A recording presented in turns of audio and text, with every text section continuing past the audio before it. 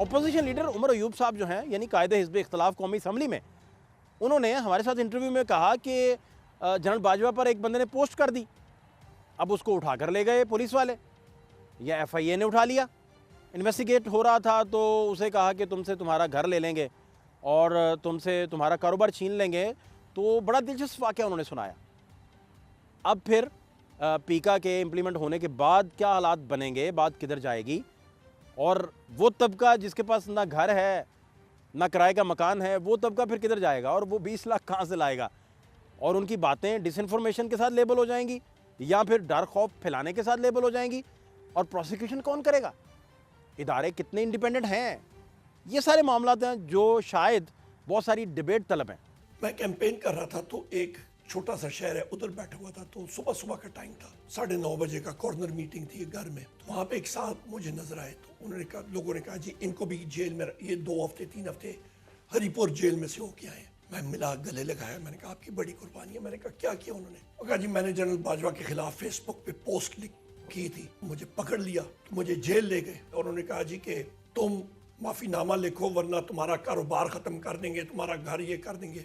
उसने कहा जी मैं रहता हूँ किराए के घर में, मेरा क्या घर खत्म करना। अच्छा। और मैं लगाता हूँ रेडी, तो मेरी रेडी आपने तबाह कर दी, तो मैं जमीन में बैठ के मेरा कारोबारी कोई नहीं, मेरा कारोबारी कोई नहीं, मेरा क्या खत्म करोगे? उन्होंने कहा ये बंदा जो है इसको बाहर निकालो यार, इसका हमने क्या बिगाड़ना। तो मुझे ऐसी आई जब आप पूछ रहे थे, हम तो अपोजिशन में है, हमें तो जेलों में डाल है, हमारा ये क्या बिगाड़ेंगे? बिगड़ेगा तो हुकूमत का बिगड़ेगा, बेड़ाकार को आप कह रहे हैं आपकी रेडी भी खींच ली है, किराए का मकान भी खींच लिया, हमें क्या? तो आपके पास कौन सा, कुछ भी तो है नहीं। हमारे पास क्या है? पार्लियामेंट में बड़ी ठंडी हवा का झोंका आया था जिस दिन मुज़ाकरात का अमल शुरू हुआ था, और सच पूछिए तो गवर्नमेंट की जो कमेटी है वो बड़ी बोझल दिल से अनाउंसमेंट कर रही थी। कल इरफान सदीकी साहब भी जब अनाउंसमेंट्स कर रहे थे कि इन्हें तो बात करनी चाहिए थी, इन्हें बैठना चाहिए था, तो वो अच्छे खासे बोझल दिल से ये स्टेटमेंट्स दे रहे थे। पार्लियामेंट में आपने बात कर दी मुज़ाकरात की, और आपने कहा कि ये ख्वाजा आसिफ हैं, इनके मुंह से भी गुल कामी गिरते हैं। राना सनाउल्लाह साहब ने फौरी तौर पर उसको कैच किया, स्लिप में खड़े हुए, और सबसे अच्छा कैच स्पीकर साहब ने किया, और वही मुज़ाकरात का एक प्रोसेस सारा शुरू हो गया सारा। तो ये आपका ब्रेन चाइल्ड था कि भाई इसको इस तरह से इनिशिएट होना चाहिए, और वो बिल्कुल फील्डिंग लगा के खड़े हुए थे, या ये नेचुरल प्रोसेस था सारा, चल गया बस? हमारी तो सियासत में रवादारी तो गायब है, न बातचीत के रवादार हैं, न सलाम व कलाम के। और ये हालत होती थी, उधर से आवाज़ें कसते थे, इधर से आवाज़ें कसते थे, ताने, तीर और नश्तर।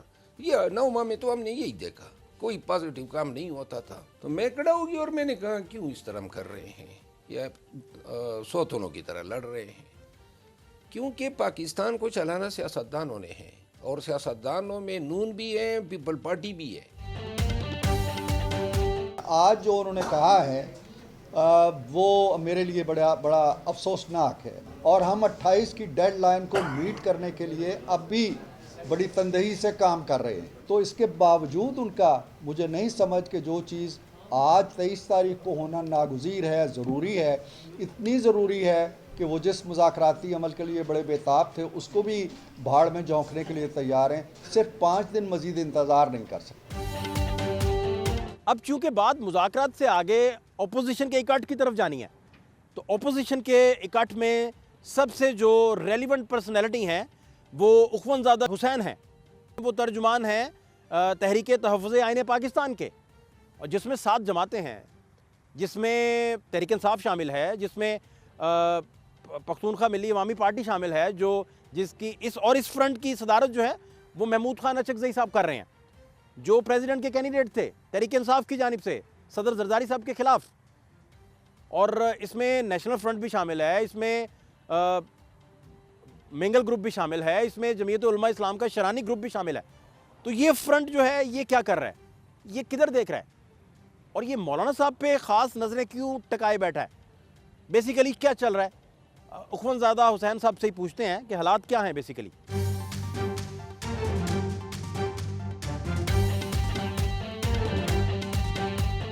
तहरीक इंसाफ मुज़ाकरात करती है, मुज़ाकरात के लिए माहौल बनाती है, शेर अफजल मरवत भी उसमें आते हैं, सारे लोग आते हैं, सारे प्लेयर्स रोल प्ले करते हैं अपना अपना, और यकदम बैक ऑफ कर देते हैं। और यही इल्ज़ाम इमरान खान साहब पे पीडीएम का इलेक्शन को लेकर, अनाउंसमेंट को लेकर शाह महमूद कुरैशी को किया हुआ फ़ोन, उसका इल्ज़ाम भी आता है कि भाई इमरान खान साहब बैक ऑफ कर गए थे वहाँ से भी और मुज़ाकरात आगे ना बढ़े और इलेक्शन डिले हो गया। देखें तहरीक इंसाफ ने किया, अब भी हुकूमत कह रही है देखें तहरीक इंसाफ ने किया। क्या आपका टेक है इन सारे मौज़ूआत पे?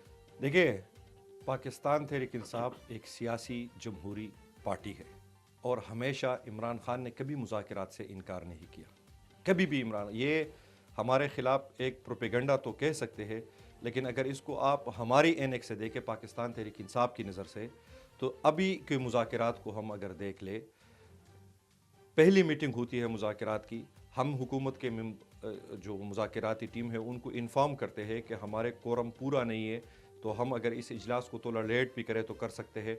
हम संजीदा थे, हम आपको अपनी संजीदगी बताते हैं। हुकूमत की साहब से कहा गया कि चलो जो भी आप लोगों की अवेलेबल इस वक्त जो स्ट्रेंथ है वो आए और हम बैठे।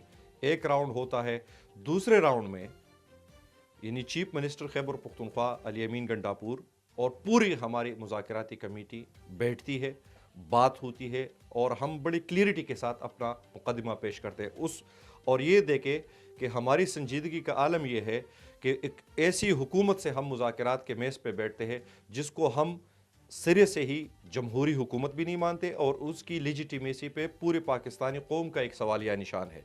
8 फरवरी को 2024 को ये पाकिस्तान नहीं पूरी दुनिया पे ऊपर ये बात आया हो चुकी है कि पूरी कौम ने मिलकर यकसुई के साथ इमरान खान को वोट दिया था और यही वोट, ये क़ुव्वत है जो अपने आप को सो कॉल्ड जमहूरियत के चैम्पियन बनते हैं, इन्होंने उस मैंडेट को चुराकर ये एक नाजायज़ फस्ताई रियासत जो हुकूमत है और जिसके हैंडलर्स हैं उन्होंने बिठाई। लेकिन हमने मुल्क और कौम की बेहतरी के लिए, पाकिस्तान को इस दलदल से निकालने के लिए हम इनके साथ मुज़ाकरात के बैठे और हमने 2 मुतालिबात रखे इनके सामने और वो 2 मुतालिबात जिसके हम बराह रास्त विक्टिम है। 9 मई किसके साथ हुआ?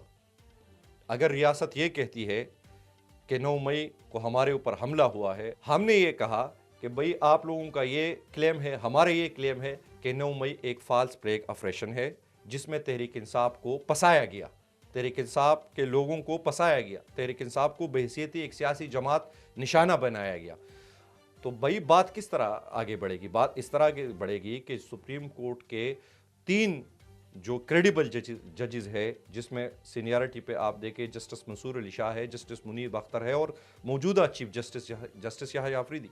हमारी तरफ से ये तजवीज़ थी कि इन तीनों की सरबराही में एक जुडिशल कमीशन बनाए जिससे ये बात खुले कि मतलब एक्चुअली 9 मई को क्या हुआ था। हम उधर अपना मुकदमा लेके आएंगे, हुकूमत अपना मुकदमा लेके आएगी और फिर वो कमीशन इंसाफ करे और दूध का दूध और पानी का। और यही चीज़ हमने 26 नवंबर को कही जब इस फस्ताई रियासत ने और इसके इदारों ने पाकिस्तान के निहत्ते अवाम के ऊपर क्या करने आए थे। हम इस्लामाबाद, कोई चीखें मार रहा था कि जिंदाबाद, कोई मार रहा कि मुर्दाबाद, इमरान खान को रिहा करो, ठीक है, इसलिए ये आए थे। क्या हम मुसल्ला होके आए थे? मैं उस एहतजाज में खुद शामिल था, बिल्कुल लीडिंग उस फ्रंट रोज में था। तो न तो हमारे हाथ में तो न कोई डंडा भी नहीं था, कुछ न पत्थर भी नहीं थे, कुछ भी नहीं थे। और हमारे कारकुनान के ऊपर जितने भी शुहदा है, मैं खुद उनके घर गया हूँ। ये कोई मुहज़्ज़ब दुनिया में इसकी कोई मिसाल मौजूद है? तो हमने तो इससे ज़्यादा हमारी सिंसियरिटी क्या हो सकती है कि हम इन दोनों मुकदमों के ऊपर जुडिशल कमीशन का हमने मुतालिबा किया था। और क्या इमरान खान ने अपनी ज़ात के हवाले से कुछ मांगा था?